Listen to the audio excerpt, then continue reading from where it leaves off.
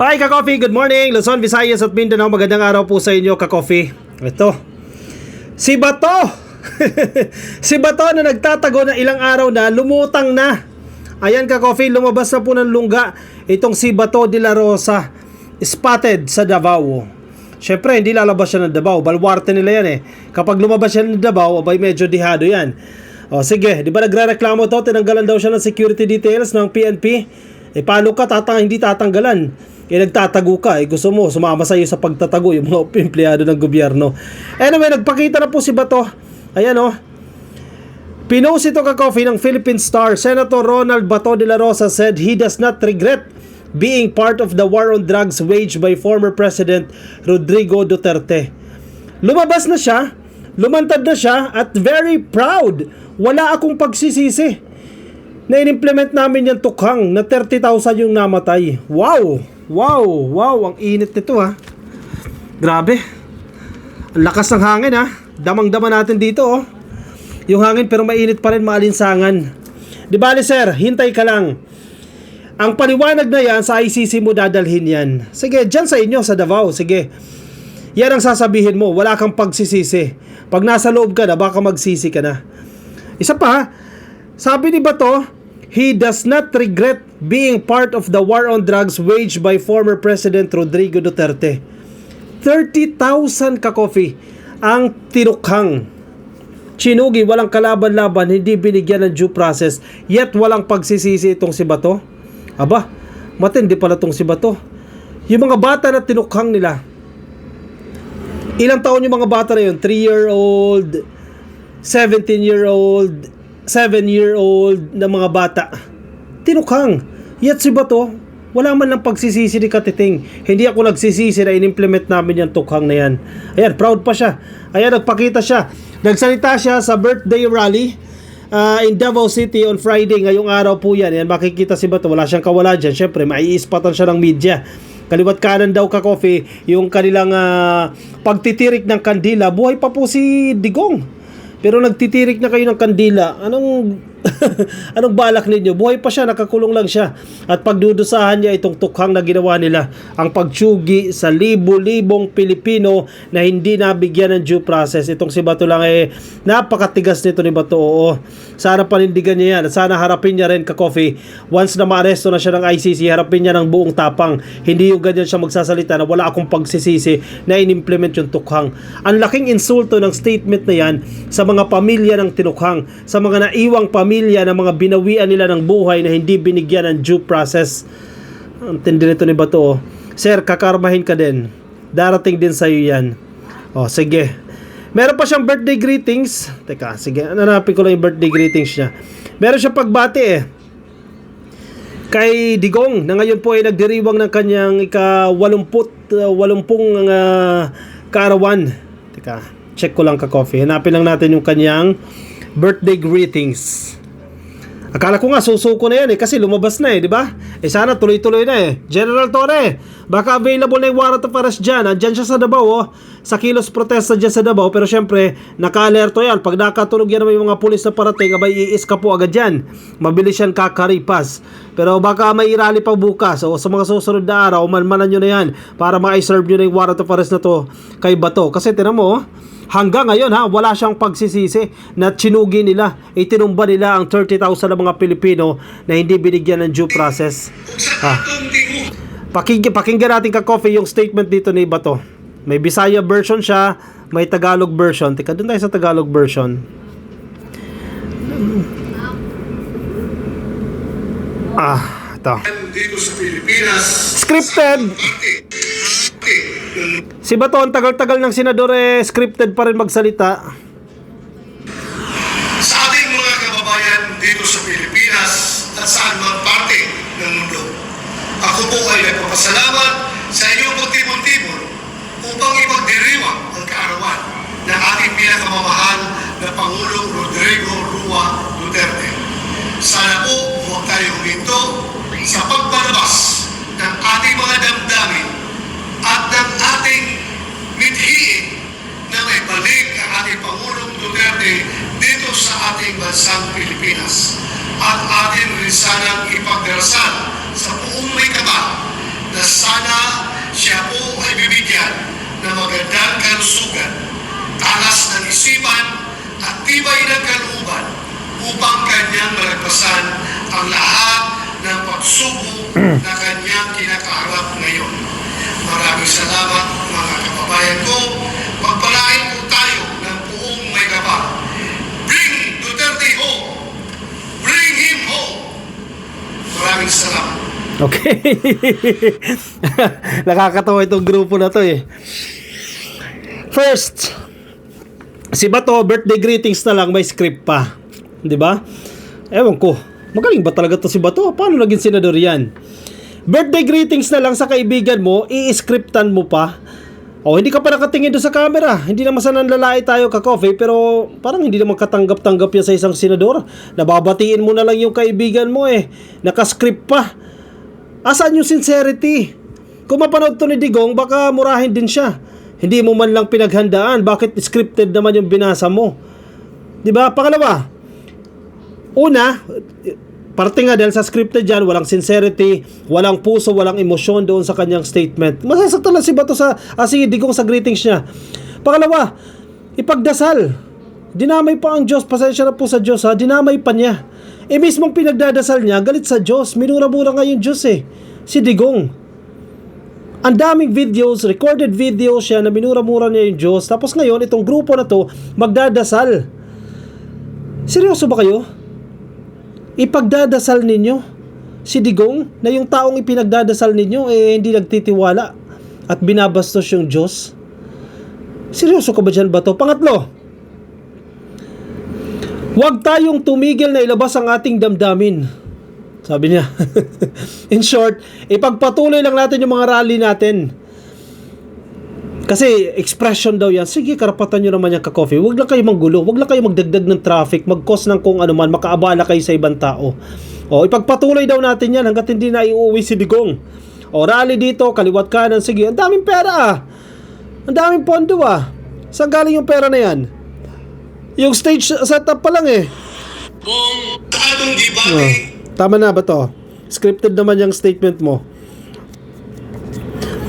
Sa stage setup pa lang nila, halatang milyon na ang ginagastos at iba't ibang lugar yan. Sino ang nagpupondo? Sa tingin niyo ba? 100,000 lang yung ganyang setup? Millions of pesos yan ka-coffee dahil may mga kasama pang LED screens yan na nakapaligid. Diba, mga upuan, lahat yan ka-coffee. Yung setup na yan, milyones ang ginagastos nila dyan. Imagine ninyo ha, kaliwat kanan yan ha, iba't ibang lugar sa Pilipinas, they organize this kind of rallies. Nang libre? Imposible. May gumagastos dyan. Sino ang gumagastos dyan? Sabi ni Bato, wag sana tayong tumigil eh. Hanggat hindi na iuwi si Digong dyan good luck. Maraming salapi pa yan. Milyon na salapi pa ang gagastosin para sa mga rally na nila yan. Talaga nga naman oo. Talaga nga naman oo. Itong si Bato de la Rosa. Oy, General Torre! Sir, yun ang hingiling ng taong bayan. Isunod na tong si Bato para may kasama na si Digong dyan po sa International Criminal Court. Malamang sa malamang, lulusot na naman yan sa mga susunod na araw eh. Ngayon, after ng rally dyan sa Davao, magtatago bahagya yan. Pero in the coming days, abay lulusot na naman yan. Magpaparamdam na naman yan, ka-coffee. Yan na, pagkakataon nyo na po para maaresto itong si Bato. Kung hawak nyo na po yung warrant of arrest mula sa Interpol. Talaga naman si Bato. Isa pa. Di ba si Bato, sabi niya kay Anyo, si Anyo daw, si Eduardo Anyo, National Security Advisor, nag-traidor daw yan, di ba? Sabi niya nga, you break our hearts, sir. Sabi niya sa isang statement, kumbaga, nagtaksil ka sa amin, sinaktan mo yung damdamin namin. So parang nagalit siya kay Anyo. Di ba? Kasi ang ini-expect niya yung loyalty ni Eduardo Anyo na kay Digong. Hindi eh. Si Anyo, ang loyalty niya nasa bansa. Ganyan yung mama eh. May sinumpaan siyang tungkulin, nasa watawat yung kanyang loyalty. Igagawin niya yung trabaho niya bilang National Security Advisor. So nasaktan si Bato. Kasi si Anyo daw po ang nag-traidor kung bakit daw nakulong si Digong. Kung bakit daw naaresto si Digong. Naku po, alam niyo na yung balita eh. Pag-alis pa lang ni Digong, natunugan niyo na ng may warrant of arrest eh. Bakit nagsibalik pa kayo dito sa Pilipinas kung ayaw niyong maaresto? Ngayon na naaresto, sinisisi niyo na kung sino-sino. O ito si Anyo na pagbuntungan pa ng sisi. Nagtambalos-los na naman to si Bato. Nag-iba na naman siya ng statement, nag-iba na naman siya ng tono dyan. O sige, basahin natin yan. Ito, nasa Radyo Mindanao Network yan. O, basahin natin. Senator Bato de la Rosa, tiwala pa rin kay NSA Eduardo Anyo sa kabila ng pag-aresto ng ICC kay FPRRD. Ngayong araw lang po itong balita na yan. Ano ba talaga, sir? Sabi mo, you broke our heart. You break our heart. Diba sa kanyang statement? Pero ngayon, nag-iba na ng tono. Tiwala pa rin daw sila kay Anyo. Bakit? Bakit biglang kumambyo si Bato? Hoy, baka gamitin ka niyan, ha? Sir Anyo, ha? Baka gamitin ka niyan. Nag-iba ng tono eh. Hindi nyo kayang awayin si Anyo kasi maganda yung reputasyon ni Anyo. Wala kang makitang masamang tinapay o bad records itong si Anyo. Naghanap lang talaga kayo ng mapagbibintangan ninyo. Eh si PBBM, sinubukan yun ah. Siya ang tinuturo niyong mastermind pero hindi umubra. Ayan, hanap kayo ng madikit kay PBBM. In this case, si National Security Advisor Eduardo Anyo. Hindi na kayo nagtagumpay. Dahil marami ang nagsasalita. Naglilinis sa pangalan ni Eduardo Anyo. Sinasabi nila hindi ganyan yan. Si Parlade nagsalita, kasama ko yan, hindi ganyan ang characteristics, hindi ganyan ang ugali ng tao na yan. Mali kayo ng kinakahulan. O siguro kaya ganito.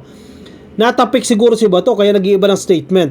Matimbang pa rin ang paniniwala ni Senator Ronald Bato de la Rosa kay National Security Advisor Eduardo Anyo kumpara sa ibang mga miyembro ng gabinete ng Marcos administration. Wow! Sip-sip yan.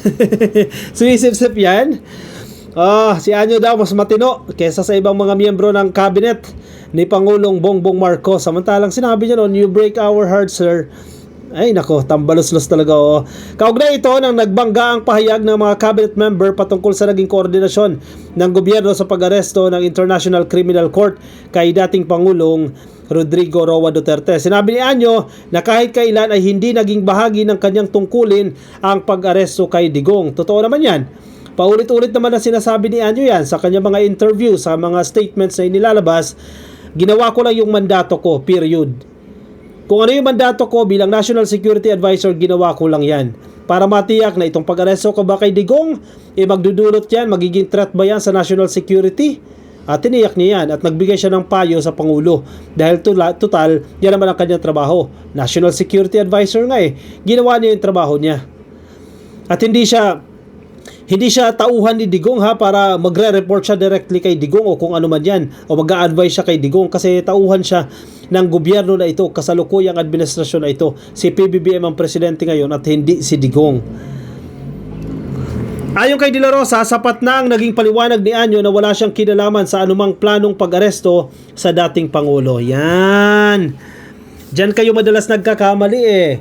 Kuda kayo ng kuda, hindi nyo pa alam yung totoong nangyari. Yan, common characteristics yan eh. Yan yung common denominator ng mga DDS. Tapos ngayon, ay sorry, ay sorry, hindi ko sinasadya, ay sorry, nabigla ako. Yan, dyan kayo magaling eh.